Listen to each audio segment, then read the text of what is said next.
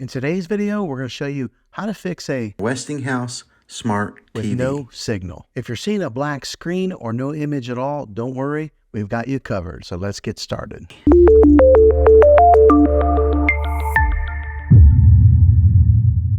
Step 1, check your connections. First things first, let's check all the connections, ensure that all the cables are securely plugged in, and this includes the HDMI cables, power cables, and any other connections that you might have. After you've done that, let's move on to the next step. Step 2, select the correct input source. Next, let's make sure that your TV is set to the correct input source. Using your remote, press the source or the input button to cycle through the available inputs until you find the one that your device is connected to. If you have multiple devices connected, make sure you're selecting the right one.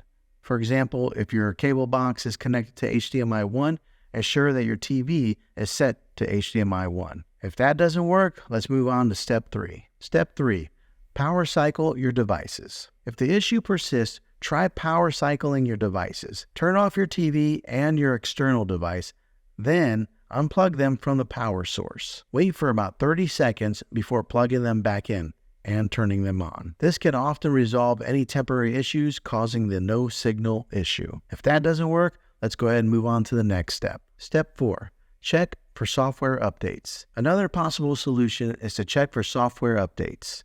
On your TV, go to Settings menu, then select Support and Software Update. If there's an update available, follow the on-screen instructions to install it. Depending on the year and model of your TV, this may look a little different. So check your Settings tab for firmware or anything that says Software Updates. Updating your TV software can fix bugs and improve performance, which might resolve the signal issue. If that doesn't work, let's go ahead and move on to the next step. Step 5, inspect the external device. If none of these steps work, the issue might be your external device, such as your cable box or your gaming console or anything that you have plugged in. Try connecting a different device to the same HDMI port to see if that works. If it does, the problem is likely your original device. You can also try connecting your external device to a different TV to see if the display signal is there. That would help to identify which device is having an issue. And there you have it. By following these steps, you should be able to navigate the no signal issue on your TV. If you're still having trouble, it might be a good idea to contact the TV's support. Well, thanks for watching, guys. If you found this video helpful, go ahead and give it a thumbs up. Go ahead and subscribe to my channel. I make tech videos all the time, and I would love to have you back in the next one. Take care.